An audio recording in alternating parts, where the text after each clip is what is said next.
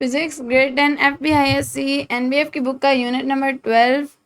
आज इसकी एक्सरसाइज हमारा टॉपिक है पेज नंबर 90 से पेज नंबर 92 तक इसकी एक्सरसाइज है। तो यहाँ पे जो सबसे पहली चीज़ हमारे पास है that are multiple choice questions. सबसे पहला मल्टीपल चॉइस क्वेश्चन है, if a body performing simple harmonic motion completes its one vibration in 2 seconds, its frequency of vibration is। तो 2 सेकेंड में उसने 1 वाइब्रेशन की है और फ्रीक्वेंसी होती है कि 1 सेकेंड में कितनी वाइब्रेशन हो। तो 1 सेकेंड में इसकी हाफ वाइब्रेशन हुई। तो हर्ट्ज का क्या मतलब है कि इसका मतलब है पर साइकिल, तो 0.5 वाइब्रेशंस पर साइकिल। ठीक है, इसका मतलब है तो एक वाइब्रेशन 2 सेकंड में होंगी, तो एक साइकिल यानी 1 सेकंड के अंदर आप लोगों के पास 0.5 वाइब्रेशन होगी, इसकी फ्रीक्वेंसी 0.5 होगी। अगला है 360 waves are passing through a point in a river in 1 hour, time period of the wave is. तो टाइम पीरियड होता है कि एक वेव कितने टाइम में गुजरेगी। तो सेकंड्स में दिया, सबसे पहले हम लोग एक और को सेकंड में कन्वर्ट करें, तो एक और के पास आप लोगों के पास 60 मिनट्स होते हैं और इसको आप लोग 60 से मल्टीप्लाई कर दोगे तो फिर आप लोगों के पास सेकंड में आ जाएगा। तो ये आप लोगों के पास 1 और 2 सेकंड है, दैट इज़ 3600 सेकंड्स। ठीक है ना, अगर आप लोगों ने निकालना है टाइम पीरियड तो आप लोग किस तरह निकालोगे कि आप लोगों के पास जितनी वेव्स हैं उनको आप लोगों ने टोटल टाइम पे डिवाइड कर देना है। सॉरी, आप लोगों ने टाइम को डिवाइड करना है अपनी वेव्स के ऊपर। और ये मुझे किस तरह पता चलेगा, मुझे इस तरह पता चलेगा कि ये आप लोगों के पास टाइम है, इसका क्या आ जाएगा सेकंड्स, और इधर आप लोगों के पास आ जाएगा वेव्स। तो यहाँ पे आप लोगों के पास 1 हो जाएगा, ठीक है, बिकॉज छोटी वैल्यू है। तो कितना टाइम लगेगा एक वेव को गुजरने में पर वेव, तो कितना टाइम लगेगा उस तरह आप लोगों को अंदाजा हो जाएगा। 3600/360 आप लोगों के पास जो आंसर देती है वो 10 सेकेंड्स पर वेव देती है, यानी एक वेव को गुजरने में 10 सेकंड लगेंगे। यही आप लोगों का टाइम पीरियड है कि एक वेव को गुजरने में कितने सेकंड लगेंगे। अच्छा, अगर आप लोगों ने पिछले तरीके से कर दिया था 360 को ऊपर रख दिया था, 3600 को ऊपर रख दिया था ना, तो आप लोगों के पास ये आंसर आता और आप फ़ौरन इसी को सर्कल कर देते हैं कि ये तो ऑप्शन भी है। वो आप लोगों को इस तरह ट्रिकी ऑप्शन देते हैं, ये आप लोगों का करेक्ट आंसर। उसके बाद अगला क्वेश्चन है, time period of electric vibrator of ripple tank is. तो आप लोगों के पास टाइम पीरियड है 0.5 seconds. Water waves in ripple tank has speed of 10 meters per second and amplitude of 5 centimeter. What is the frequency of the wave? तो देखें, time period आप लोगों के पास एक वेव का इतना है और स्पीड उसकी इतनी है और एम्पलीट्यूड उसकी इतनी है, तो फ्रीक्वेंसी हम लोगों ने निकालनी है। तो यहाँ पे इन सारी ना आप लोगों के पास चैनल्स को देख के यूँ लगता है कि शायद बहुत कोई मुश्किल सा फॉर्मूला आप लोगों ने यूज़ करना है, बट नहीं, frequency is equal to one by time period. You know, ये रिलेशन आप लोगों को पता है। तो क्या इसके पास आप लोगों के पास इसका क्या आंसर आएगा, आप लोगों के पास आंसर आएगा 2। ठीक है, 2 हर्ट्ज आप लोगों के पास आंसर आ जाएगा। गॉट इट, तो ये आप लोगों के पास आंसर है। उसके बाद अगला क्वेश्चन है कि which of the following is a longitudinal wave. X ray, ये आप लोगों के पास जो एक्सरे है कि आप लोगों के पास इलेक्ट्रोमैग्नेटिक वेव है, इलेक्ट्रोमैग्नेटिक वेव आप लोगों के पास ट्रांसफर वेव होती है। लाइट भी एक इलेक्ट्रोमैग्नेटिक वेव है, ये भी ट्रांसफर। स्ट्रिंग वेव्स जो हैं इनको देख लेते हैं, और जो साउंड वेव्स हैं दे आर लॉन्गिट्यूडनल। अच्छा, जो स्ट्रिंग की वेव्स होती हैं they could be longitudinal and they could be transfer, but sound waves are pet longitudinal. ठीक है, उसके बाद आप लोगों के पास है when water waves enter from deep water to shallow water. Deep water से और शैलो वाटर में जाती हैं, तो हम लोगों ने पढ़ा था, हम लोग सुनामी पढ़ रहे थे। Frequency of water waves increases, नहीं, फ्रीक्वेंसी नहीं इंक्रीज करती। Time period of water waves decreases, देखते हैं। Speed of water waves decreases, wavelength of water waves increases. तो जो चीज़ पक्की है ना वो ये है कि उनकी स्पीड कम हो जाएगी। ठीक है, वेवलेंथ हमें नहीं पता, बिकॉज वेवलेंथ जो है वो बड़ी भी हो सकती है, छोटी भी रह सकती है, लेकिन स्पीड पैट डिक्रीज हो जाती है।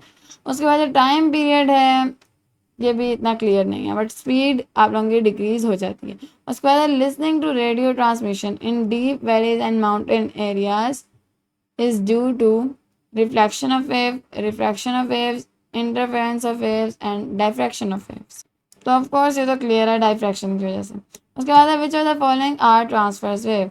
एक्स रेज मैंने आप लोगों को बताया they are electromagnetic transfers and light भी एक ट्रांसफर वेव है। String waves can be transfer. ठीक है, तो ऑल ऑफ दीज आप लोगों का इसका आंसर आ गया। Tsunamis are most often generated by bomb blast, ठीक है, flood, earthquake, wave transfer, energy, frequency, wavelength, velocity. Which of the following characteristics of a wave is independent of others.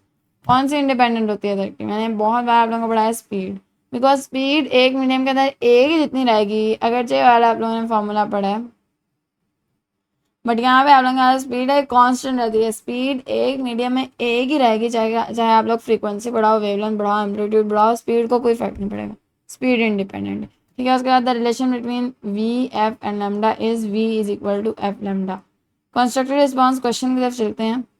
ये question कहते हैं कि in the graph below represent crest, trough and origin. तो हम लोग का बताना है कौन सा क्रेस्ट है, कौन सा ट्रफ है, कौन सा ओरिजिन है, ठीक है। ए का आंसर यहीं पे देना है, यानी वो चाह रहे हैं आप लोग इन्हीं दोनों के ऊपर आंसर दे दें। इधर ए पार्ट का आंसर देना है, इधर बी पार्ट का तो सामने हम लोग नहीं करेंगे। ये आप लोगों के पास क्रेस्ट है, ये आप लोगों के पास ट्रफ है, एंड वो आप लोगों से क्या कहना है, origin. This is your origin. उसके बाद कहना है also in similar graph drawn again show displacement, amplitude and wavelength. तो what is amplitude, this thing. Wavelength आप लोगों के पास क्या होगी, एक सेकेंड, ये आप लोगों के पास एम्पलीट्यूड है। वेवलेंथ मैं किसी और कलर से शो करूँगी, यहाँ से लेके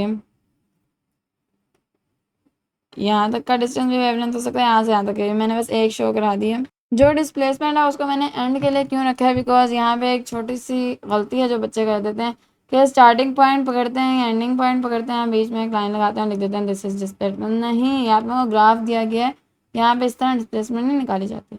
ये उन्होंने आप लोगों से क्या बोला है, कौन सा ग्राफ है, उन्होंने आप लोगों से नहीं बताया कि कौन सा ग्राफ है। तो यू हैव टू शो कि यहाँ पे आप लोगों के पास डिस्प्लेसमेंट है, यहाँ पे टाइम है। क्यों? Because time is independent. आप लोगों के पास एलिमेंट है टाइम, आप लोग रखते हैं एक्स एक्सिस पे, तो वाई एक्सिस पे आप लोगों को डिस्प्लेसमेंट दिखाए जा रहे हैं। तो अब इस ग्राफ में डिस्प्लेसमेंट आप लोगों के पास वाई एक्सिस में, तो आप लोग कोई भी पॉइंट पकड़ सकते हो यहाँ, तो यहाँ पे डिस्प्लेसमेंट आप लोगों के पास इतना हो रहा है। यहाँ पे पकड़ो तो यहाँ पे नेगेटिव डिस्प्लेसमेंट है, इस तरह होता है डिस्प्लेसमेंट। तो आप लोगों ने यहाँ पे डिस्प्लेसमेंट शो कराना है कि एक्स वाई एक्सिस जो है आप लोगों के पास, वो डिस्प्लेसमेंट के लिए आप लोगों ने स्पेसिफिक किया। और जब वेव नीचे जा रही है तो इसका मतलब है कि ये डिस्प्लेसमेंट डिक्रीज हो रहा है, डिस्प्लेसमेंट माइनस में जा रहा है। This can be a distance time graph. Distance time graph नहीं हो सकता बिकॉज डिस्टेंस कभी माइनस में नहीं जाता। ये एक डिस्प्लेसमेंट टाइम ग्राफ है बिकॉज डिस्प्लेसमेंट माइनस में जा सकता है। तो इस बात का खास ख्याल रखना है कि डिस्प्लेसमेंट को एक ग्राफ के ऊपर शो किस तरह किया जाता है। Short response question.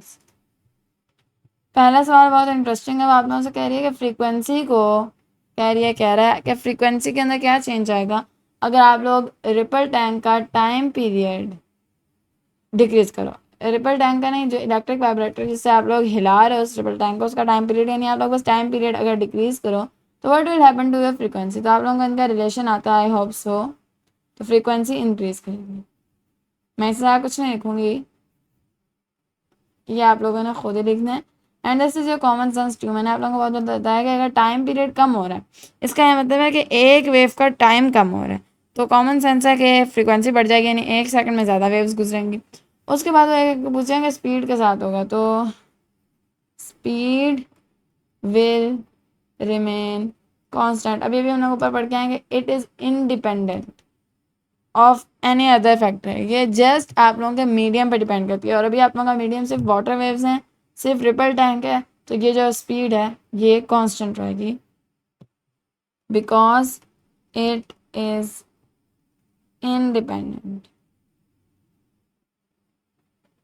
ठीक है, of any other factors then medium. यानी ये सिर्फ मीडियम पे डिपेंड करती है, ये किसी और चीज़ पे डिपेंड नहीं करती। क्वेश्चन नंबर 2, ये क्वेश्चन हम लोग से कह रहा है कि what will happen to wavelength, speed, frequency and time period of water waves in ripple tank if water waves enter from deep water to shallow water regions. तो अगर डीप वाटर से वो शैलो वाटर में गई हैं, सबसे पहले हम लोगों ने बताना है कि जो फ्रीक्वेंसी, जो आप लोगों का स्पीड है, स्पीड विल डिक्रीज। तो आपके जहन में सवाल आना चाहिए कि अभी मैं कह थी मीडियम अगर चेंज ना हो तो स्पीड कभी चेंज नहीं होती। स्पीड आप लोगों के पास है वो हमेशा कांस्टेंट रहती है। तो आप लोग ये बात याद रखो कि डीप वाटर एक डिफरेंट मीडियम है और शैलो वाटर एक डिफरेंट मीडियम है। हॉट एयर एक डिफरेंट मीडियम है और कोल्ड एयर एक डिफरेंट मीडियम है। तो स्पीड जो है आप लोगों के पास वो डिक्रीज होगी। उसके बाद जो अगली बात हम लोगों से पूछते हैं कि फ्रीक्वेंसी के पास क्या, फ्रीक्वेंसी के साथ क्या होगा। तो फ्रीक्वेंसी के 1 सेकंड में कितनी वेव्स गुजरेंगी, तो ये अनचेंज रहेगी, ये चेंज नहीं होगी। क्यों? क्योंकि जो आप लोगों की स्पीड है वो रेजिस्टेंस की वजह से कम हो रही है, आगे से रेजिस्टेंस ज़्यादा, तो आप लोग का रेजिस्टेंस ज़्यादा होगी तो फ्रीक्वेंसी भी कम हो जानी चाहिए। फ्रीक्वेंसी इसलिए कम नहीं होती बिकॉज फ्रीक्वेंसी जो है, जो चीज़ वाइब्रेट कर रही है पीछे से, उस पर डिपेंड करती है कि वो कितनी स्पीड के साथ कितनी फ्रीक्वेंसी के साथ वाइब्रेट कर रही है। या आगे की रेजिस्टेंस, आगे की स्पीड पे फ्रीक्वेंसी भी डिपेंड नहीं करती। अब ज़रा एक सेकेंड हम लोग अपने वेवलेंथ को छोड़ते हैं, ठीक है। वेवलेंथ को ऑफ कोर्स मैंने शुरू से छोड़ा हुआ, मैं स्पीड से शुरू हुई थी। फ्रीक्वेंसी पढ़ लिया। सबसे पहले हम लोग पढ़ते हैं कि टाइम पीरियड के साथ हो क्या होगा। टाइम पीरियड भी अनचेंज रहेगा। क्यों? ये भी समझाते हैं। टाइम पीरियड जो है वो इन्वर्सली प्रोपोर्शनल है फ्रीक्वेंसी के। जब फ्रीक्वेंसी चेंज नहीं हो तो टाइम पीरियड क्यों चेंज होगा। आखिर में आप लोगों की रह गई है वेवलेंथ। तो वेवलेंथ जो है विल इंक्रीज। क्यों? आप लोग कहो भाई, अगर आप लोगों के पास वेवलेंथ इंक्रीज हो रही है तो फ्रीक्वेंसी भी तो डिक्रीज होनी चाहिए ना, लेकिन नहीं होगी। क्यों? क्योंकि आप लोगों के पास जो फॉर्मूला है that is v is equal to f lambda. हम लोगों ने पढ़ा था कि लैम्डा और एफ के चेंज होने से आप लोगों के पास v चेंज, यानी v कभी चेंज नहीं होगा। लैम्डा आप लोगों के पास इंक्रीज करेगा तो एफ डिक्रीज कर जाएगा, लेकिन v कांस्टेंट रहेगा एक मीडियम के अंदर। अब मीडियम चेंज हुआ है, v ऑटोमेटिकली इंक्रीज कर गया, और f जो है उसने कहा मैंने नहीं होना चेंज, क्योंकि मैं डिपेंड करता हूँ पीछे वाइब्रेटर पे। तो फिर अब इसको खुद ऑटोमेटिकली मस्ट इसको बढ़ना पड़ेगा। क्यों? अगर ये ना बढ़ा तो फिर ये नहीं बढ़ पाएगा। तो इसने ये बढ़ गया ना तो अब इसे बढ़ना पड़ेगा, क्योंकि इन दोनों का मल्टीप्लिकेशन, इन दोनों का प्रोडक्ट आप लोगों के पास बी एन है। ठीक है, उसको आप लोगों को समझ आया होगा। Question number 3। क्वेश्चन नंबर 3 आप लोगों से कह रहा है कि nuclear fusion explosions are taking place at sun, we get heat on earth but do not hear sound, why. Simple है। वो आप लोगों से कह रहे हैं कि आप लोगों के पास एक्सप्लोजन हो रही हैं, दिन रात हो रही हैं, हर लम्हा हो रही हैं सन के ऊपर, सूरज के ऊपर, तो हमें हीट तो पहुंच रही है सूरज से अर्थ तक, यानी इतना ज़्यादा डिस्टेंस नहीं है कि हीट ना पहुंच सके, तो फिर हम साउंड क्यों नहीं सुन सकते उसकी? क्यों? लेट मी से हीट या फिर इंफ्रारेड रेज लिखें आर इलेक्ट्रोमैग्नेटिक वेव्स।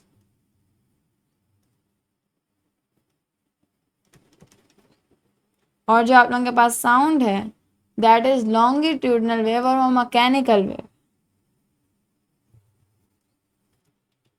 अब आप लोगों को पता है जो मैकेनिकल वेव होती है उसका कोई मीडियम नहीं चाहिए होता, जो इलेक्ट्रोमैग्नेटिक वेव नहीं, जो मैकेनिकल वेव होती है उसको मीडियम चाहिए होता है ज़रूरी, उसके बगैर मैकेनिकल वेव बन नहीं सकती। जो इलेक्ट्रोमैग्नेटिक वेव है उसको मीडियम नहीं चाहिए होता। ठीक है, और हमारे पास अर्थ और सन के दरमियान में वैक्यूम है।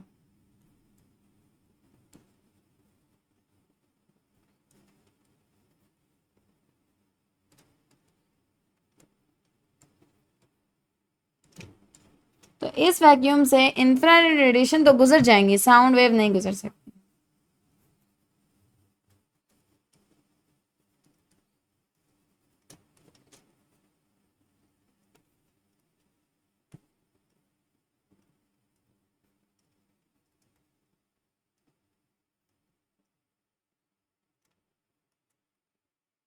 और यही आप लोगों के पास आंसर है आपके क्वेश्चन नंबर 3 का। क्वेश्चन नंबर 4 हमसे कह रहा है कि why do water waves refract at the boundary of shallow water and deep water, relate this behaviour to reflection और रिफ्रैक्शन ऑफ लाइट। तो रिफ्रैक्शन तब होती है, यानी बेंडिंग तब होती है एक लाइट की, साउंड की, किसी भी वेव की, वाटर वेव की, जब वो डिफरेंट मीडियम में ट्रैवल करे, यानी एक मीडियम से एकदम जब दूसरे मीडियम में एंटर होती है तो जो बेंडिंग होती है उसे हम लोग रिफ्रैक्शन कहते हैं। और वह कह रही है कि शैलो वाटर की बाउंड्री पे डीप वाटर से जब वो एंटर होती है तो वो रिफ्रैक्ट क्यों करता है वाटर वेव्स? क्योंकि मैंने अभी बताया कि shallow water is a different medium और डीप वाटर एक डिफरेंट मीडियम है। हॉट एयर डिफरेंट मीडियम है और आप लोगों के पास कोल्ड एयर डिफरेंट मीडियम है। तो कोल्ड एयर हॉट एयर के दरमियान में रिफ्रैक्शन ऑफ लाइट होगी और डीप वाटर और शैलो वाटर के दरमियान में रिफ्रैक्शन ऑफ वाटर वेव्स होंगी। असल में बेंडिंग होती किस वजह से? बेंडिंग इस वजह से होती है कि जब आप लोगों की एक वेव दूसरे मीडियम में एंटर होती है ना, जो पहले वाले वेव फ्रंट्स होते हैं वो एकदम स्लो डाउन हो जाते हैं और जो पीछे वाले होते हैं वो तेज़ी से आ रहे होते हैं। तो इसकी वजह से आप लोगों की ओवरऑल जो वेव है वो बेंड कर जाती है। अब अगर आप लोग इसी तरह शैलो से डीप वाटर की तरफ जाओ, या डीप से शैलो के वाटर के अंदर आओ, तो आप लोगों के पास एकदम या तो वेव तेज़ हो जाएगी या फिर स्लो हो जाएगी, और पीछे जो वेव फ्रंट्स आ रहे हैं वो अपनी स्पीड से आ रहे होंगे। तो इस वजह से आप लोगों की बेंडिंग हो जाएगी। और लाइट में भी इसी तरह होती है, यानी कोई भी आप लोगों के पास वेव हो, रिफ्रैक्शन का जो फिनोमिना है वो अकर करता है। ये हो गया हमारे पास answer of our question number 4। ठीक है, क्वेश्चन नंबर 5 की तरफ चलते हैं। क्वेश्चन नंबर 5 हमसे कह रहा है classify different wave type based on whether they require a medium for propagation, justify why electromagnetic wave do not need a medium. तो मैं किस तरह क्लासीफाई करूँगी? आई वुड जस्ट राइट कि जो इलेक्ट्रोमैग्नेटिक वेव्स हैं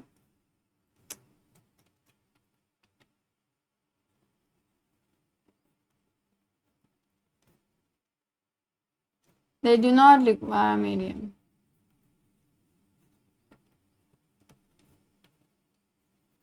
और इसी तरह जो आप लोगों के पास मैकेनिकल वेव्स हैं दे रिक्वायर अ मीडियम।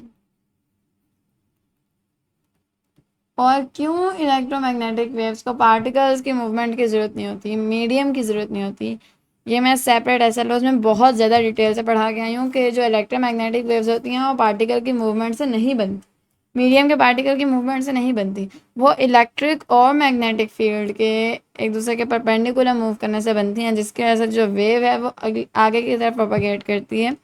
और ये जो आप लोगों के पास इलेक्ट्रिक और मैग्नेटिक फील्ड है किस तरह बनती है कि जो चार्ज आ रहा है आप लोगों के पास सन से वो एक्सलेट करता है, यानी वो वाइब्रेट करता है ऊपर नीचे, उसकी वेलोसिटी चेंज होती है तो वो एक्सलेशन में आ जाता है। वो एक्सलेट करता है तो accelerating electric field magnetic field बनाती है और changing magnetic field changing electric field बनाती है। इस तरह आप लोगों के पास एक वेव जनरेट होती है। आप लोग अलग एसएलओज में जाकर ज़्यादा डिटेल से पढ़ सकोगे, यहाँ पे मैंने बस इतना ही बताना था। Question number 6। क्वेश्चन नंबर 6 कहता है कि under what conditions maximum diffraction of waves occur. तो इधर बस मैं एक रिलेशन लिखूंगी जो मैंने बहुत डिटेल से पढ़ाया था कि अगर आप लोगों के पास वेवलेंथ बड़ी है या फिर उसके बराबर है, किसके बराबर? जो ऑब्स्टैकल है। यानी बस ये कहना है कि अगर वेवलेंथ ऑफ द वेव आप लोगों की कंपेरेबल है टू द ऑब्स्टैकल या टू द गैप, तो ये आप लोगों की जो डिफ्रैक्शन है उसको मैक्सिमाइज कर देते हैं, तो इजीली आप लोगों की ज़्यादा से ज़्यादा जो वेव है वो फैल जाती है। तो ये मैंने बहुत ज़्यादा डिटेल से इसका जो स्केच होता है बनाना, आप लोग जो स्केच बनाते हो वो मैंने सिखाया था। इसका सारा कॉन्सेप्ट मैंने सेपरेट एसएलओज में सिखाया था। तो यहाँ मैं बस आप लोगों को एक रिलेशन बताऊंगी कि अगर आप लोगों की वेव लेंथ कंपेरेबल है to the gap to the obstacle तो डिफ्रैक्शन मैक्सिमम होगी। Short question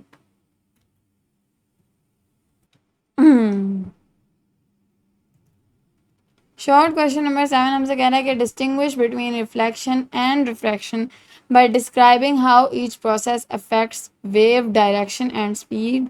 Design an experiment to demonstrate both phenomena using a ripple tank and evaluate how changes in medium affect each progress। तो इसका जो सबसे पहले हम लोग हैं डिफ्रेंशिएट करना है बिटवीन रिफ्लेक्शन एंड रिफ्रैक्शन।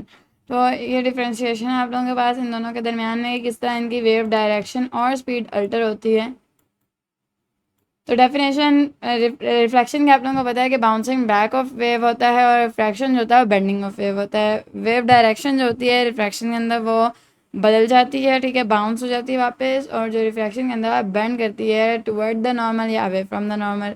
और जो रिफ्रैक्शन के अंदर होते हैं ना उसके अंदर आप लोगों के पास जितना आप लोगों के पास एंगल ऑफ इंसिडेंस होगा उतना उसी के हिसाब से आप लोगों के पास एंगल ऑफ रिफ्रैक्शन होता है, उसी के हिसाब से वेव की डायरेक्शन चेंज होती है। इसी तरह जो वेव स्पीड होती है, क्योंकि रिफ्लेक्शन अपने ही मीडियम के अंदर होती है, यानी एक ही मीडियम के अंदर रिफ्लेक्शन होती है, तो फिर वो जो वेव स्पीड होती है अनचेंज रहती है।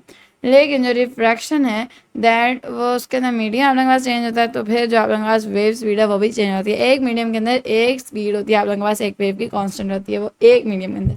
उसके बाद रिफ्लेक्शन के अंदर आप लोगों के पास जो वेव लेंथ है वो अनचेंज रहती है, लेकिन हम लोगों ने पढ़ा था थोड़ी देर पहले कि रिफ्लेक्शन के अंदर किस तरह आप लोगों के पास जो वेव लेंथ है वो चेंज करती है, ठीक है, बिकॉज आप लोगों की स्पीड चेंज करती है और जो फ्रीक्वेंसी है वो चेंज नहीं करती, तो फिर आप लोगों की wave length of course change कर जाती है, ठीक है। तो ये था आप लोगों का डिफ्रेंशिएट इसका आंसर, ठीक है। यहाँ तक का आंसर। अब आपसे कहेंगे design an experiment to demonstrate both phenomena using a ripple tank and evaluate how changes in medium affect each process। यानी एक रिपल टैंक के अंदर हम लोगों ने मीडियम भी चेंज करके रिफ्लेक्शन भी करानी है और रिफ्लेक्शन भी करानी है, ठीक है। और फिर हम लोग ये देखेंगे कि दोनों प्रोसेसेस के अंदर मीडियम ने किस तरह प्रोसेस को इफेक्ट किया। तो इस एक्सपेरिमेंट के लिए आप लोगों ने करना क्या है कि जो आप लोग एक रिपल टैंक लोगे ना उसके अंदर सबसे पहले आप लोग रिफ्लेक्शन को डेमोन्स्ट्रेट करते हैं। मैं सिर्फ आप लोगों को समझाती हूँ, ठीक है। आप लोग एक रिपल टैंक लोगे, रिफ्लेक्शन का आप लोग किस तरह डेमोन्स्ट्रेट करोगे कि आप लोग उसके अंदर कोई भी ऑब्जेक्ट रख दोगे बीच में, एन ऑब्स्टैकल, जो कि रिफ्लेक्टिव हो, ठीक है। एक ग्लास सरफेस रख दो, ठीक है, और फिर आप लोग एक वेव बनाओगे, वाटर वेव। वो वाटर वेव आप लोग देखोगे कि वहाँ जाएगी और एंगल ऑफ इंसिडेंस के ही हिसाब से वो रिफ्लेक्ट होके किसी और डायरेक्शन में मूव करेगी, बाउंस बैक करेगी, ठीक है। तो ये आप लोग रिफ्लेक्शन इस तरह डेमोन्स्ट्रेट कर सकते हो। और रिफ्रैक्शन आप लोग इस तरह डेमोन्स्ट्रेट करोगे कि आप लोग कोई बीच में आधे सरफेस पे ना, यानी आप लोगों के पास एक रिपल टैंक है तो उसके आधी जगह पे, पूरी जगह पे बंद नहीं करना कि कोई सरफेस लेके आप लोगों ने आधी एक सरफेस लेके वहाँ बंद करना, तो आप लोगों के पास उसके इर्द गिर्द की जगह एक शैलो वाटर की रीजन बन जाएगी। आप लोग डीप वाटर की तरफ से वेव्स भेजोगे तो शैलो वाटर में जब जाएंगे तो आप लोग देखोगे कि वो टूवर्ड्स द नॉर्मल बेंड करेंगे। तो इसके मैंने एक डायग्राम से इसकी डेमोन्स्ट्रेशन कराने की कोशिश की है। लेकिन रिफ्लेक्शन किस तरह होगी कि आप लोगों के पास ये वेव आ रही है, यहाँ पे आप लोगों के पास नॉर्मल है एंड इस तरफ आप लोगों की वेव चलना शुरू हो जाती है। पहले यहाँ से आई थी, ये इंसिडेंस एंगल था, ये रिफ्लेक्टिव एंगल था। तो इस तरह ये एक थोड़ी सी शो हुई है रिफ्लेक्शन, ठीक है। आप लोगों ने ये बैरियर रखा है, बैरियर पूरे रिपल टैंक को बंद करा रहा है, ठीक है। और ये आप लोगों के पास ऑसिलेटर रॉड है जो आप लोगों के पास वेव्स बना रही है। आई होप आप लोगों को समझ आइए। अब इस जगह पे आप लोगों के पास डीप वाटर, क्योंकि पूरे के अंदर आप लोगों ने पानी भरा, और यहाँ पे आप लोगों ने एक ग्लास प्लेट रखी है, ठीक है। और यहाँ पे फिर इसके इर्द गिर्द आप लोगों के पास एक शैलो वाटर एरिया बन गया। अब इसने सारा नहीं बंद किया, वरना इसके पास गुजरने के लिए कोई जगह ना हो। अब जैसे ही आप लोगों के पास ये वाटर यहाँ से आता था, शैलो वाटर में एंटर हुआ है ना, तो ये इस तरह बेंड हो गया, ठीक है। And this was your normal. तो आप लोगों के पास ये टूवर्ड्स द नॉर्मल बेंड हो रहा है। होप सो ये जो डेमोन्स्ट्रेशन है थोड़ी सी हो सकता है अलट पुलट हुई हो, यानी बीच में कोई एक दो एरर्स हैं, बट आप लोगों को इस डायग्राम के थ्रू काफ़ी हद तक समझ आ गई होगी कि एक्सपेरिमेंट आप लोगों ने करना किस तरह है, ठीक है। अब आप लोगों ने क्या करना है, अगला सवाल हमारे अब शुरू हो गए हैं लॉन्ग रिस्पॉन्स क्वेश्चन। सबसे पहला है, how does a wave transfer energy without transferring matter, how does this principle apply to different media, media का मतलब medium, like rocks, waters and air. तो ये चीज़ मैं सिलेबस के अंदर काफ़ी डिटेल से समझा चुकी हूँ। मैं खुद लिखूँगी नहीं, कॉन्सेप्ट समझाती हूँ एंड देन आप लोगों को कंप्यूटर की तरफ से रिटर्न टेक्स्ट देती हूँ। तो यहाँ क्या है कि आप लोगों से पूछें कि वेव्स एनर्जी किस तरह ट्रांसफर करती हैं, ये डिफरेंट आप लोग इन चीज़ों के ऊपर किस तरह लगाते हो। तो जो वेव्स हैं वो पार्टिकल कभी भी ट्रांसफ़र नहीं करती हैं इधर से उधर, वो पार्टिकल्स अपनी जगह पे रहते हैं, बस मेन पोजीशन से इधर उधर ऊपर नीचे या यहाँ वहाँ वाइब्रेट करते हैं एंड देन अपनी मेन पोजीशन में वापस लौट आते हैं। और वाइब्रेट क्यों करते हैं, क्योंकि उनको एनर्जी मिलती है, वाइब्रेशन के थ्रू अपनी एनर्जी अगले पार्टिकल को देते हैं एंड देन वो खुद स्टॉप हो जाते हैं। तो इस तरह हम लोगों की जो एनर्जी है वो ट्रांसफ़र होती है, मैटर ट्रांसफ़र नहीं होता।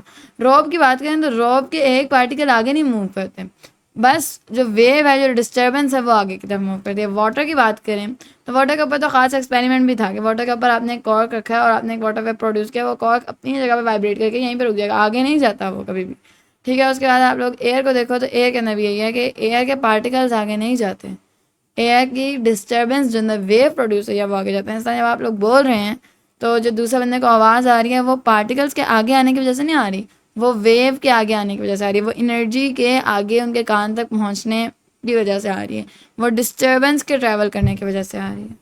तो this is your answer for long question number 1। इसको रीड कर लें। लॉन्ग क्वेश्चन नंबर 2 की तरफ चलते हैं। That is describe the key characteristics of a wave.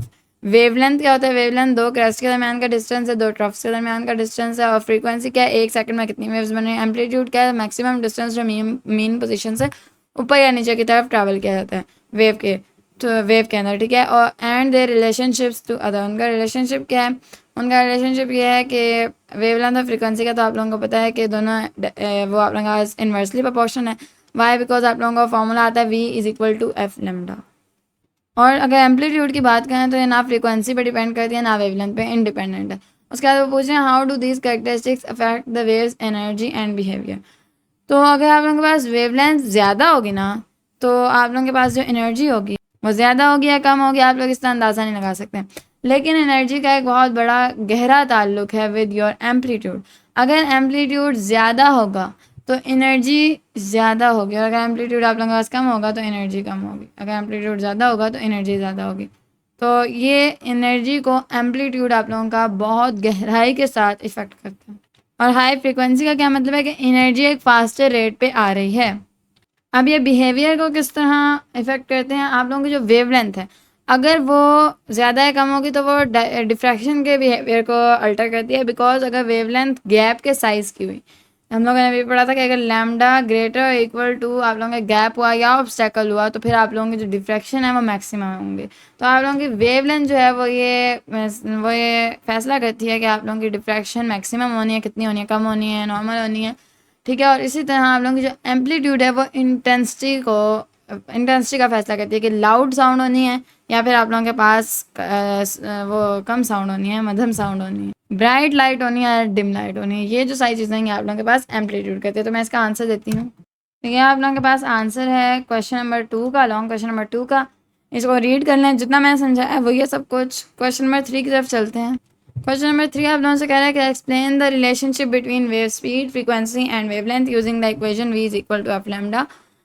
तो v is equal to f lambda को मैंने बहुत डिटेल से आप लोगों को इस वाले SLO यानी ये जो आप लोगों के पास वेव इक्वेशन वाला SLO था इसके अंदर बहुत ज़्यादा डिटेल से समझाया था कि एक मीडियम के अंदर स्पीड जो होती है वो एक ही रहती है और स्पीड किसी चीज़ पर डिपेंड नहीं करती। एक मीडियम के अंदर वो स्पीड कांस्टेंट रहेगी। अगर आप लोग एयर में मूव करो, चाहे जिस मर्जी फ्रीक्वेंसी और जिस मर्जी वेवलेंथ से मूव कर रहे हो, वो स्पीड बिल्कुल अल्टर नहीं होगी। तो वेवलेंथ और फ्रीक्वेंसी के दरमियान में क्या रिलेशन था कि ये दोनों आप लोगों के पास इन्वर्सली प्रोपोर्शनल है, ठीक है। और कैसे कह रहे हैं, analyse the scenario where one of these variable changes and discuss the impact on the others. तो हम लोग कोई सा एक सिनेरियो ले लेते हैं कि हम एक नए मीडियम एंटर करा रहे हैं इस वेव को। एक वेव जो है वो एक मीडियम से दूसरे मीडियम में एंटर होगी।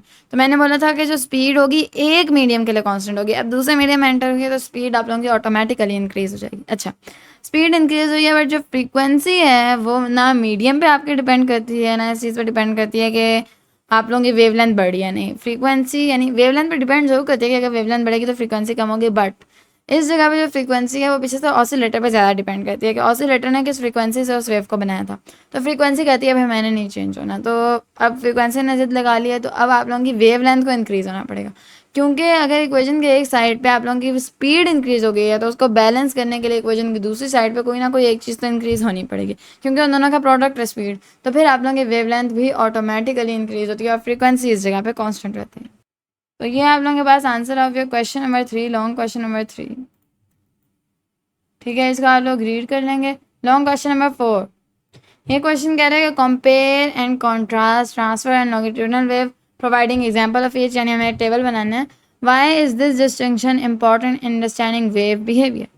तो इसका एक टेबल बनाते हैं। अच्छा, बिफोर मेकिंग दिस टेबल आप लोग ये बताएं कि इस डिस्टिंक्शन की इंपॉर्टेंस क्या अंडरस्टैंडिंग वेव बिहेवियर की। तो ये आप लोगों के पास जो अर्थ क्वेक्स होते हैं ना, उनकी सीज़मिक एस वेव्स बनती हैं और सीज़मिक पी वेव्स बनती हैं। मैंने बहुत ज़्यादा डिटेल से पढ़ाई थी। तो उनकी इंटेंसिटी वगैरह को मेजर करने के लिए आप लोगों को मालूम होना चाहिए कौन सी ट्रांसफ़र है, कौन सी लॉन्गिट्यूडनल है।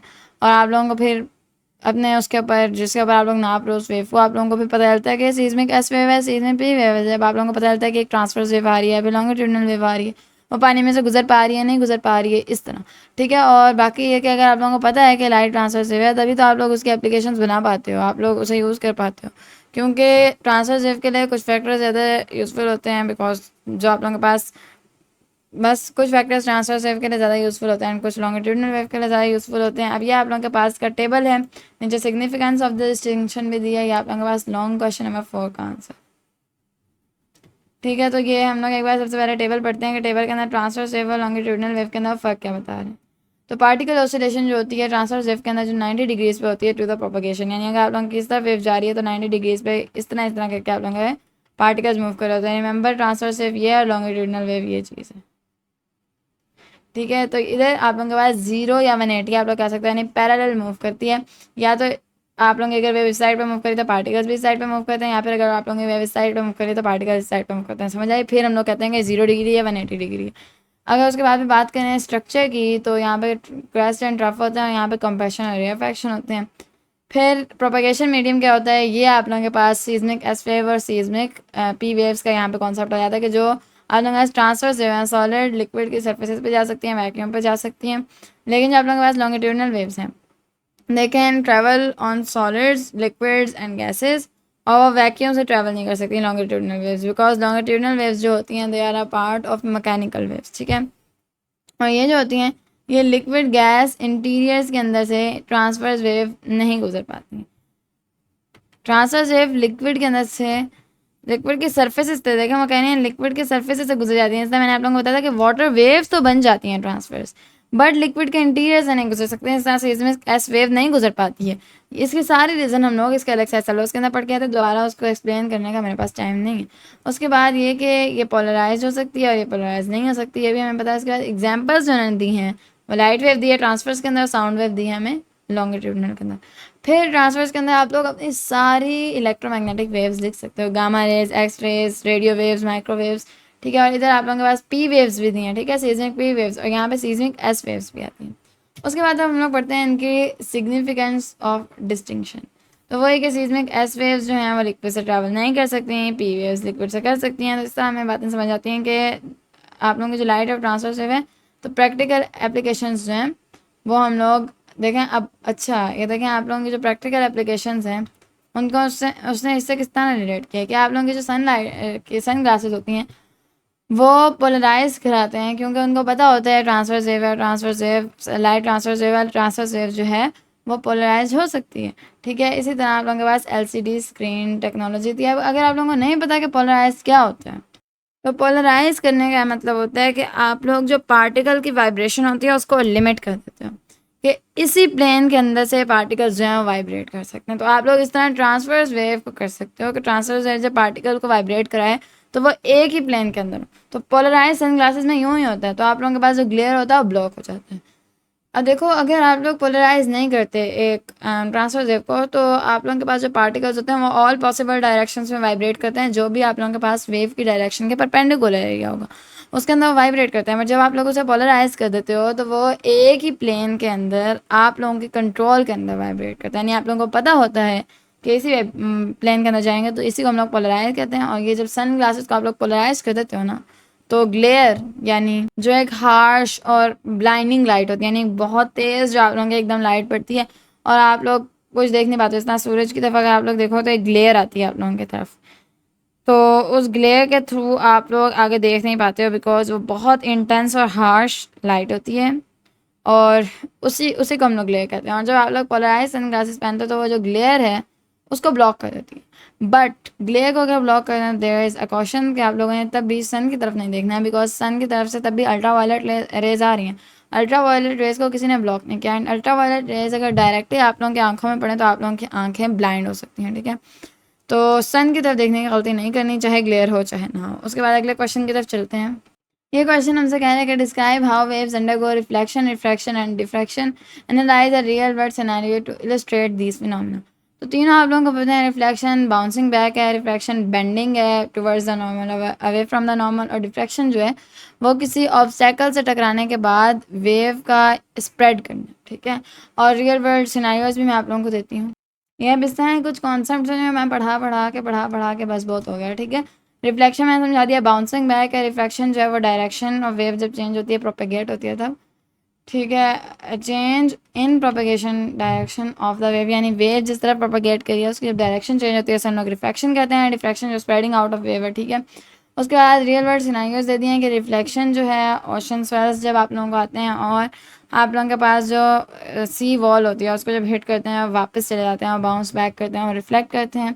रिफ्लेक्शन की आप लोग ले सकते हो example shallow water, deep water की, ये भी मैंने आप लोगों को बहुत बार पढ़ा दिया है। डिफ्रैक्शन जो है वो आप लोग स्मॉल ओपनिंग किसी गैप के अंदर से गुजरे, इस तरह दो आइलैंड्स आ जाए उनके दरमियान में से गुजरे तो वो भी स्प्रेड करती है। ये भी अलग से एस उसके अंदर जब मैं डिफ्रैक्शन पढ़ाती थी तो मैंने आइलैंड्स वाली एक पूरी पिक्चर दिखा के आप लोगों को दिखाया था कि किस तरह वाटर वेव्स यहाँ पे डिफ्रैक्ट कर रही हैं। That's all. अगर आप लोगों ने वो देखा तो आप लोगों को ज़रूर समझ आ रहा है। क्वेश्चन नंबर 6, अब बात करते हैं अपने पास लॉन्ग क्वेश्चन नंबर 6 की। इसके अंदर हमसे कहना है कि how does the wavelength of a wave affect it's diffraction pattern, what factors determine the extent of diffraction and how can this principle be applied in technology. तो असल में यहाँ से लेके यहाँ तक जो वो आपसे बात पूछे ना वो एक ही है। वो आपसे पूछे कि कौन से फैक्टर्स हैं जो आप लोगों की डायफ्रैक्शन को सबसे मैक्सिमम करेंगे, और जो वेवलेंथ है उसके बढ़ने घटने के साथ आप लोगों का जो डायफ्रैक्शन पैटर्न है वो किस तरह चेंज होता है। तो इसका आंसर एक ही रिलेशन में दिया जाता है कि wavelength is directly proportional to diffraction. इस तरह नहीं कहना चाहिए, हम लोग कहेंगे कि डायफ्रैक्शन जो है वो मैक्सिमम होगी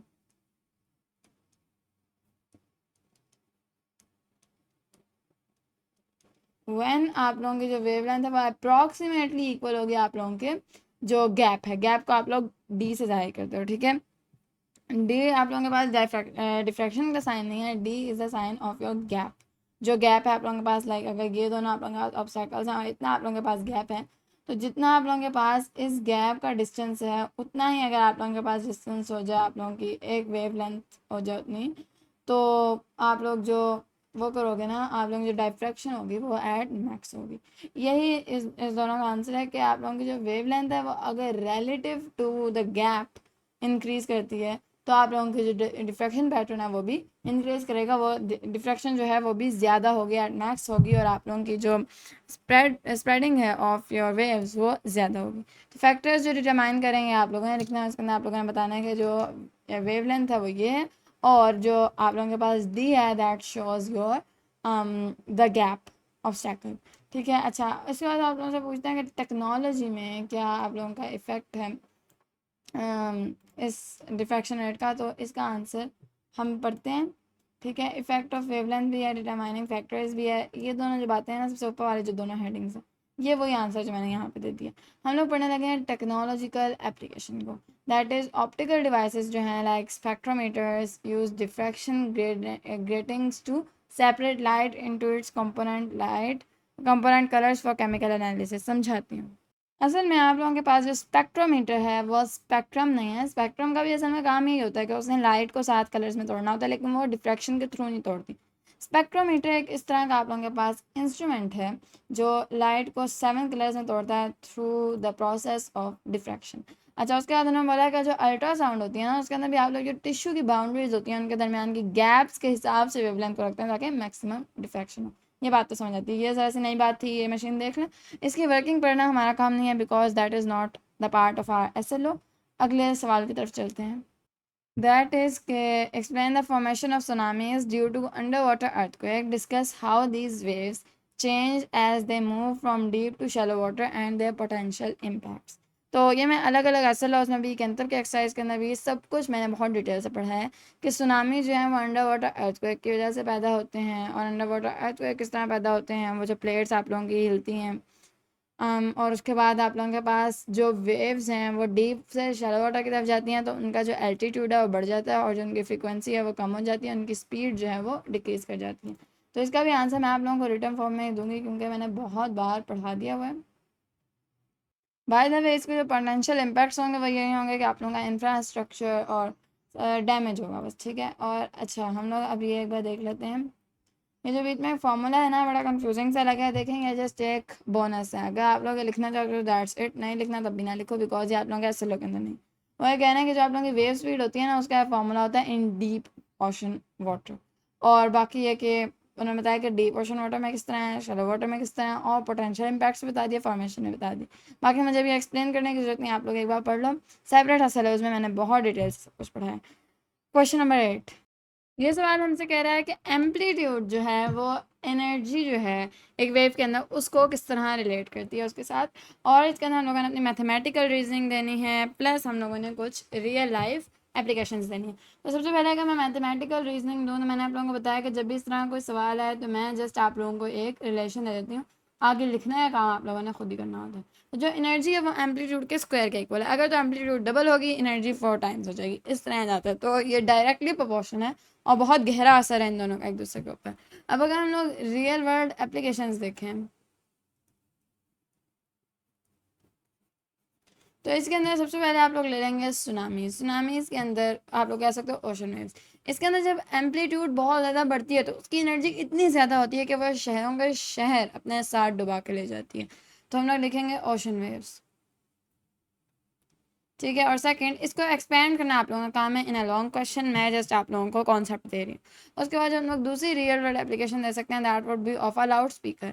जितनी ज़्यादा आप लोग एम्पलीट्यूड बढ़ाओगे उतनी ज़्यादा लाउडनेस होगी, उतनी ज़्यादा आप लोगों की जो आवाज़ है उसके अंदर एनर्जी होगी। तो जब आप लोग लाउड स्पीकर के जो वेव्स हैं उसको बढ़ा देते हैं, उसके एम्पलीट्यूड को बढ़ा देते हैं, तो आप लोगों की जो साउंड है वो लाउड आती है, आप लोगों को सुनाई देती है ज़्यादा, उसकी लाउडनेस बढ़ जाती है। उसके बाद 9th क्वेश्चन हमसे कह रहा है कि differentiate between primary and secondary seismic waves, how do these waves provide insights into the earth's internal structure. तो ये एक इम्पॉर्टेंट क्वेश्चन है ऑफ कोर्स, और मैं आप लोगों को इसका डिफरेंशिएशन है और मैं आप लोगों को प्रोवाइड करती हूँ। देखें 3 पॉइंट्स इन शॉर्ट क्वेश्चन लाजमी होते हैं and in a long question आप लोगों को थोड़ी सी एक्सप्लेनेशन देनी होती है एंड देन 3 पॉइंट्स चलेंगे, बिकॉज लॉन्ग क्वेश्चन आप लोगों के पास 5 मार्क्स का 3 इधर के 3 उधर के, तो पॉइंट्स पूरे हो ही जाएंगे। तो 3 पॉइंट्स के अंदर आप लोग क्या क्या बता सकते हो, ये कौन किस टाइप की वेव है, लॉन्गिट्यूडनल या ट्रांसफर्स, ये कितनी स्लो है कितनी तेज़ है, और ये किस किस मीडियम में से गुजर सकती है। This is your answer. ठीक है, इसको पढ़ लेना आप लोगों का काम है। बाकी मैं अगले क्वेश्चन को देखती हूँ। अगला क्वेश्चन हम लोगों से कह रहा है कि हम लोगों ने प्रैक्टिकल एप्लीकेशंस देनी है रिफ्लेक्शन की और डिफ्रैक्शन की टेक्नोलॉजी के अंदर, और हम लोगों ने एग्जांपल्स को एनालाइज भी करना है, उनके सिग्निफिकेंस बताने हैं। तो रिफ्लेक्शन की आप लोगों के पास जो एप्लीकेशन है वो आप लोगों के पास एको ऑफ साउंड है, और वहाँ से आप लोग जो एप्लीकेशन ले सकते हो वो सोनार की ले सकते हो, जो मैंने आप लोगों को सेपरेट ऐसे उसके अंदर पढ़ा है। रिफ्रैक्शन की आप लोग ले सकते हो ऑप्टिकल लेंसेज इन कैमराज और इन योर टेलीस्कोप से सारी आप लोग ले सकते हो इन आपकी रिफ्रैक्शन।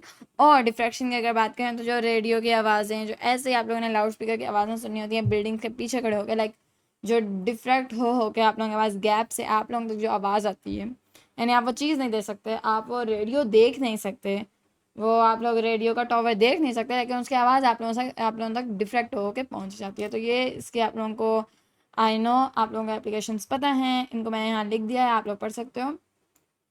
मैं आप लोगों को पढ़ के दिखाती हूँ। रिफ्लेक्शन के अंदर आप लोगों के पास रडार और सोनार दोनों आप लोगों की एग्जांपल्स में आती हैं, और इसके अंदर आप लोगों के पास सोनार के अंदर आप लोगों को पता होता क्या है कि आप लोगों ने समंदर के अंदर देखना होता है कि कोई आप लोगों के पास जो ऑब्जेक्ट्स हैं उनका डिस्टेंस कितना है समंदर से, और वो ऑब्जेक्ट्स हैं कौन से, फॉर सेफ्टी आप लोग कर सकते हो। इसी तरह रेडार जो होते हैं वो भी देख रहे होते हैं कि कोई अनवांटेड आप लोगों के पास कोई जहाज़ कोई एयरक्राफ्ट एंटर ना हो आप लोगों की हदों के अंदर।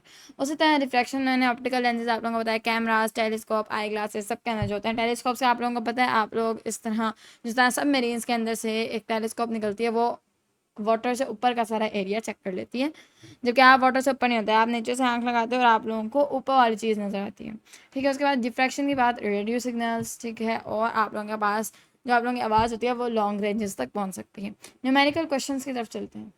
न्यूमेरिकल क्वेश्चंस के ऊपर आए तो सबसे पहला हमारा क्वेश्चन जो हमसे है वो कह रहा है कि 10 वेव्स हैं जो कि एक लॉन्ग स्ट्रेच स्ट्रिंग के ऊपर बनाई जा रही हैं जो कि 20 मीटर्स लंबा है। ठीक है, what is the wavelength of the waves. तो आप लोगों के पास एक स्ट्रेच स्ट्रिंग है जिसके ऊपर वेव्स बन रही हैं, तो जो लेंथ है that is 20 metre.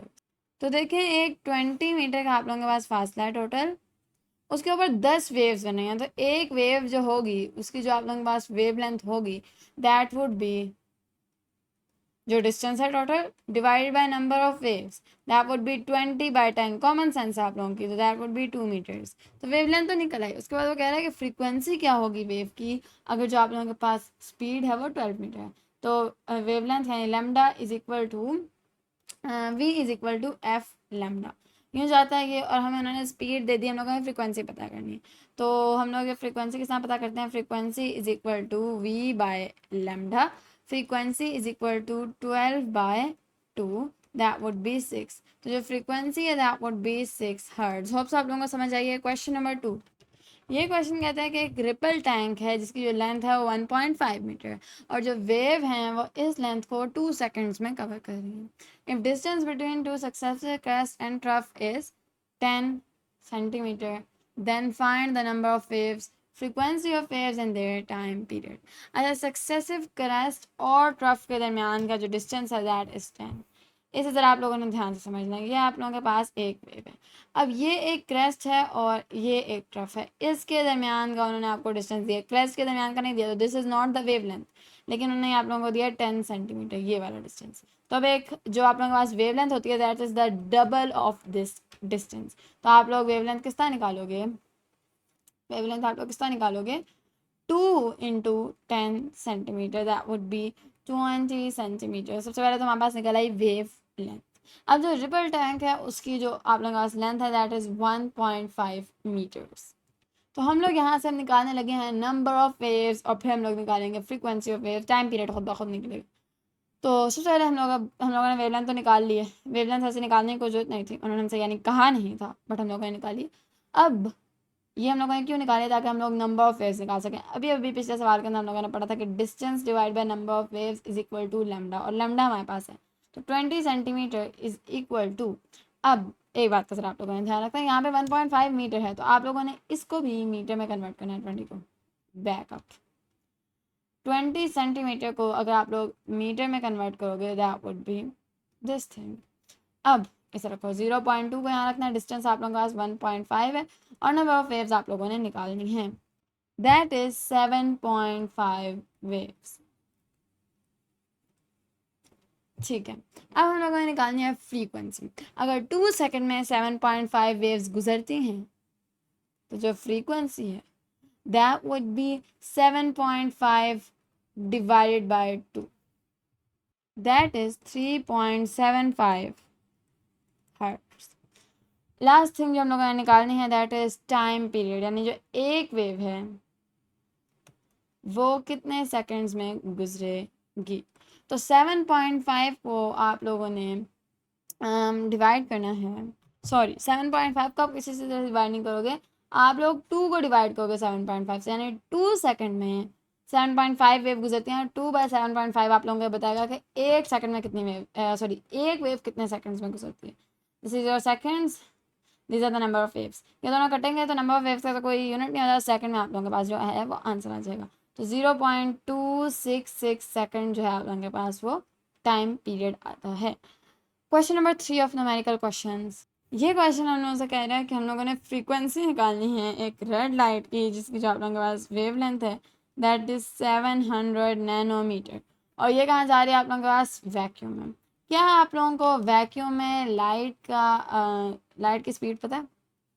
Speed of light in vacuum, मैंने बताया था एक मीडियम के अंदर स्पीड है वो कांस्टेंट रहेगी, तो speed of light in vacuum आप लोगों के पास होती है approximately 3 into 10 raised to power 8. You can say 2.9 into 10 raised to power 8, लेकिन 3 into 10 raised to power 8 usually होती है। ठीक है, तो आप लोगों को पता है v is equal to f lambda, तो आप लोगों ने निकालना है अपने पास f। v आप लोगों को पता है कांस्टेंट ही रहेगा, तो आप लोगों के पास v बाय लेमडा जो है आप लोगों का आंसर होगा that is 3 into 10 raised to power 8 divided by 700। 3 into 10 raised to power 8 divided by 700, और आप लोगों के पास जो इसका आंसर आता है दैट इज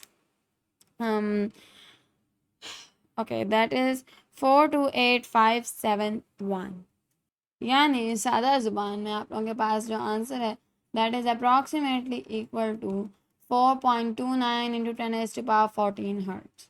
ठीक है, सादा ज़ुबान में, वरना आप लोगों के पास जो आंसर है दैट इज़ 42857। लिखती हूँ ताकि आप लोगों को समझ आए, एंड सो ऑन। तो इसको अगर हम लोग सादा ज़बान में लिखें तो दैट वुड बी 4.29 1 2 3 4 5 6 7 8 9 10 11 12 13 14। तो ईजी ज़बान में आप लोग इसे यूँ लिखोगे। अच्छा, आप लोग मुझसे कहो कि कैलकुलेटर के ऊपर तो बस इतना आ रहा है, आपको किस तरह पता चला कि that is 10 raised to power 14? समझाती हूँ। मैंने क्यों ये दोनों आंसर आप लोगों को अलग अलग लिख के दिखाएं, ताकि मैं आप लोगों को बताऊं कि हमेशा लकीर के फ़कीर बनने से आप लोगों का जो आंसर है that would not be very perfect. आप लोगों को जिस तरह मैंने किया उस तरह निकालना पड़ेगा। ऑफ कोर्स मैंने वो लिखा नहीं है, और आप लोग वो किस तरह निकालोगे, क्योंकि ये जो अभी आप लोगों के पास आंसर आया है that was not the answer in your units hertz. ठीक है, जो भी मैंने आप लोगों को आंसर दिखाया of calculator that was not the answer in hertz. क्यों? क्योंकि ये जो आप लोगों के पास ऊपर है speed of light that is in metres per second, और नीचे नैनोमीटर्स है। तो क्या होगा आप लोगों के पास कि जब आप लोगों का यूनिट बनेगा that would B metres per second nanometre, और ये इससे कट जाएगा तो आप लोगों के पास 1 साइकिल पर सेकंड नहीं आएगा, आप लोगों के पास 1 साइकिल पर सेकंड नैनो आ जाएगा। तो इस तरह आप लोग नहीं जा सकते। ठीक है, तो आप लोगों को यूनिट हर्ट बनाने के लिए अपना थोड़ा सा दिमाग लगाना पड़ेगा, यूनिट सीखने कभी नहीं भूलना। बाकी हम लोग अब ये वाला आंसर निकालते हैं विदाउट अ कैलकुलेटर। किस तरह निकालेंगे? नैनो को ख़त्म करेंगे सबसे पहले, ताकि मीटर मीटर से कटे और 1 बाय सेकंड यानी हर्ट्ज हमारे पास जो है हमारा यूनिट है। यूनिट अपना लेके आना है ऐसा यूनिट, एंड नैनो को हटाने के लिए 10 raised to power -9 आ जाएगा। अब जो हमारे पास यूनिट है दैट इज़ 1 बाय सेकंड और हर्ट्ज। तो अब होगा क्या, ये -9 ऊपर जाएगा, 9 + 8 9 + 8 मिल के आप लोगों के पास क्या बनाएंगे 17। उन्होंने तो 17 बना दिया। तो अब आप लोगों के पास क्या आंसर आएगा, 3/700 इंटू 10⁻17 हर्ट्ज। अब 3/700 को आप लोग सॉल्व करो, दैट इज 4.29 इंटू 10⁻³ इंटू 10⁻17, क्योंकि 17 आगे वाला ये भी सिर्फ हम लोगों ने इसको सॉल्व करके निकाला है, और जो total answer that would be in hertz. तो 17 - 3 करेंगे and that would B this thing. तो होप्स आप लोगों को समझ आ गई है कि जब इजी हो इस तरह करना, मैनुअली करना, तो ऑटोमेटिक की तरफ नहीं जाया करते। Question number 4, by the way पिछले क्वेश्चन में बड़ी गलती मैनुअली ना करने की नहीं थी, बड़ी गलती ये थी कि आप लोगों ने यूनिट्स को ध्यान नहीं दिया था। अगर यूनिट्स को ध्यान देने के बाद आप लोग उसको कैलकुलेटर पे पुट करें तो आप लोगों के पास वही आंसर आएगा, इंटू 14 वाला, इंटू 10⁻14 वाला। तो यूनिट्स का खास ख्याल रखना, यूनिट्स लिखना नहीं भूलना, और फिर अपना ऐसा यूनिट बनाने के लिए जो जो काम करना पड़े, जिस तरह नैनो को ख़त्म किया था, नैनो की जगह इंटू 10⁻9 लगाया था, तो वो सारे काम आप लोगों ने करने हैं। By the way question number 4, a wooden wire vibrating into the water surface in a ripple tank has a frequency of 12 hertz. The resulting wave has a wavelength of 3 centimeter. तो स्पीड कितनी होगी, तो v is equal to f lambda. तो v कितना होगा, 12 into, इसको metres में लेके जाना है, ओके। मीटर्स पर सेकंड आप लोगों के पास जो है, मैं दोबारा समझाती हूँ। इसका जो यूनिट है हर्ट्ज है, हर्ट्ज का मतलब होता है 1/सेकंड, ठीक है, इसका यूनिट है, और 3 मीटर्स होना चाहिए ताकि वो मीटर्स पर सेकंड हो, लेकिन 3 मीटर्स तो नहीं होगा ना ऑफकोर्स।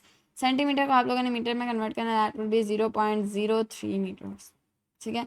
0.03 मीटर्स यहाँ पे आप लोग रखोगे। जो इतने स्ट्रेट फॉरवर्ड क्वेश्चन होते हैं ना, जिस तरह मैंने पूछा कि वी के एफ भी दे दिया, लैम्डा भी दे दिया, तो उसके अंदर आप लोगों ने केयरफुल रहना होता है कि उनके छोटे छोटे यूनिट की गलतियों से ना वो आप लोगों के सारे नंबर डिडक्ट कर लिया करते हैं। तो इसका जो आंसर आप लोगों के पास ये आ जाता है। Last question of this exercise, ये क्वेश्चन हमसे कह रहा है कि वेवलेंथ क्या होगी एक रेडियो वेव की, जो एक एफएम स्टेशन से आप लोगों के पास 90 मेगाहर्ट्ज की फ्रीक्वेंसी के साथ गई है। तो इसके आप लोगों ने वेवलेंथ बतानी है, ठीक है। अब एक एफएम स्टेशन किस मीडियम के अंदर होता है, ये तो बात मैटर करती है कि किस मीडियम के अंदर है। ये आप लोगों की इनर स्पेस पे भी हो सकता है अर्थ की, और आउटर स्पेस पे भी हो सकता है।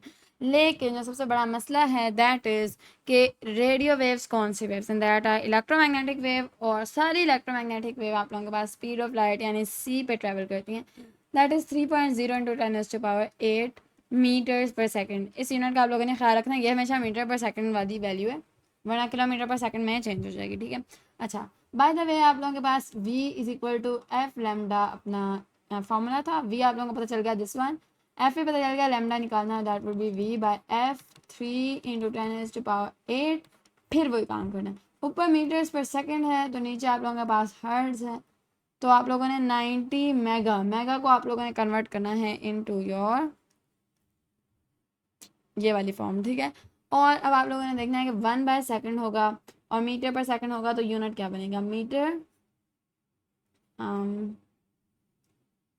होप सो कुछ ऐसे करना होगा, और सेकंड से कट जाएगा, जो आंसर होगा मीटर्स में होगा, यस, ठीक है। आप लोगों को पता है ना किस तरह हुआ, ये जो सेकंड है नीचे आ गया और हर्ट्ज था 1/सेकंड, तो उसका सेकंड ऊपर चला गया, यू नो इट, ठीक है। बाकी ये कि अब आप लोग इसको सॉल्व करोगे, ना कुछ भी आप लोग इसे अब कैलकुलेटर पे रख सकते हो, बिकॉज आप लोगों ने यूनिट्स का खास ख्याल रखा है। तो मैं रखने लगी हूँ इसको अपने कैलकुलेटर के ऊपर, 3 इंटू 10⁸ डिवाइडेड बाय 90 इंटू 10⁶। तो मेरा जो आंसर है that is 10/3 is equal to 3.33 metres. Answer साथ साथ मैच होते जा रहे हैं, कोई गलती नहीं हुई अल्हम्दुलिल्लाह। बाकी ये के वाली एक्सरसाइज हमारी यहीं पे कंप्लीट हो गई है। मिलते हैं अगले एक्सरसाइज में, तब तक के लिए अल्लाह हाफिज़।